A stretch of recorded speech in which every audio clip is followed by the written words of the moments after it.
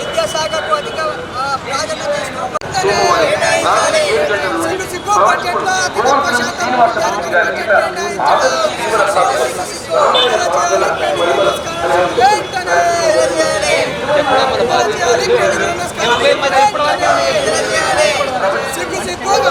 అతి తక్కువ శాతం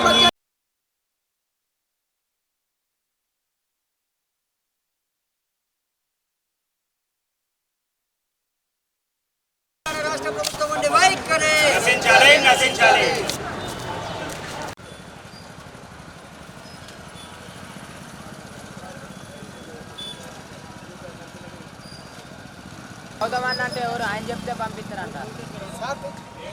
నిన్న జరిగినటువంటి బడ్జెట్ ప్రజెంటేషన్లో తెలంగాణ గవర్నమెంట్ 2026-27కి ఏదైతే బడ్జెట్ ప్రవేశపెట్టిందో అసెంబ్లీలో ఎంత మోసపూరిత బడ్జెట్ అంటే అది ఏ రంగానికి కూడా మొట్టమొదటి పేజీ వాళ్ళు రాస్తారు.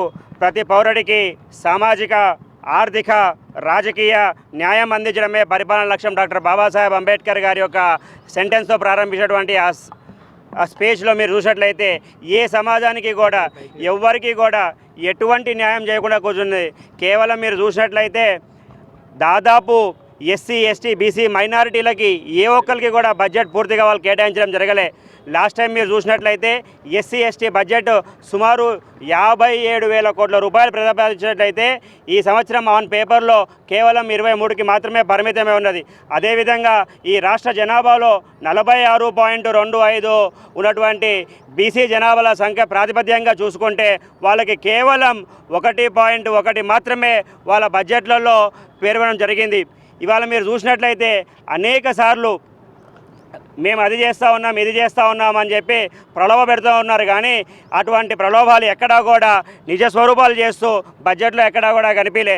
మీరు చూసినట్లయితే విద్యార్థి దశలో ఉన్నటువంటి విద్యా విధానానికి దాదాపు లాస్ట్ ఇయర్ 23,000 కోట్ల రూపాయలు పెంచినట్లయితే ఈ సంవత్సరం కేవలం 26,000 కోట్ల రూపాయలు మాత్రమే పెట్టినారు. దీని 3,000 కోట్లతోని ఏ విధంగా బడ్జెట్ ముందుకు పోతుంది అని చెప్పి మేము ప్రశ్నిస్తూ ఉన్నాం. అదేవిధంగా గత సంవత్సరమే 8,600 కోట్ల పెండింగ్ ఉన్నాయి స్కాలర్షిప్లు. మళ్ళీ ఇప్పుడు ఏ మేరకు వరకు ముందుకు పోతుంది?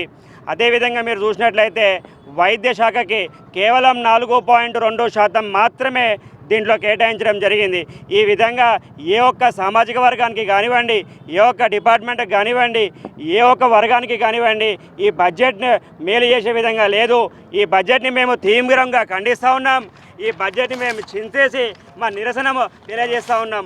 మరొక్కసారి మేము ప్రభుత్వాన్ని విజ్ఞప్తి చేస్తూ ఉన్నాం.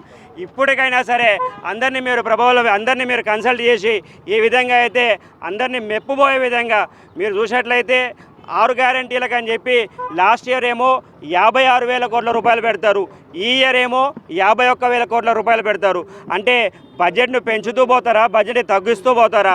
ఇందిరమ్మ పథకం చూసినట్లయితే లాస్ట్ ఇయర్ 12,000 కోట్ల రూపాయలు చిల్లర పెట్టారు, ఈ ఇయర్ కేవలం 7,000 కోట్ల రూపాయలు మాత్రమే పెట్టారు. అంటే మళ్ళీ ఇందిరమ్మ ఇల్లు ఇక్కడికి ఆపేస్తున్నారా, లేకపోతే ప్రతి అర్హుడికి మీరు ఇందిరమ్మ ఇల్లు ఇస్తా అని చెప్పి చెప్తా ఉన్నారు? మరి బడ్జెట్లో లేనిది ఎక్కడి నుంచి ఇస్తారో ప్రభుత్వం ప్రజలకు చెప్పాల్సిన అవసరం ఉన్నది. ఇప్పటికైనా సరే ఈ మోసపూరితల హామీలు వదిలేసి ఈ 420 మోడలన్నీ బంద్ చేసి ఇప్పటికైనా సరే ప్రభుత్వానికి ప్రజలకి మేలు చేసే విధంగా బడ్జెట్ చేకూరాలని చెప్పి మహబూబాబాద్ డాక్టర్ బాబాసాహెబ్ అంబేద్కర్ విగ్రహం దగ్గర చోళల్లో పూలు పెట్టుకొని, ఎందుకంటే రాష్ట్ర ప్రభుత్వం చేస్తున్నది కూడా అదే కాబట్టి మేము కూడా చోళల్లో పూలు పెట్టి ఇవాళ వాళ్ళు ఏదైతే ప్రజలు ఉన్నాయో బడ్జెట్ ప్రజలను దాన్ని చించేస్తూ మేము సంపూర్ణమైన నిరసన తెలియజేసినా ఉన్నాం.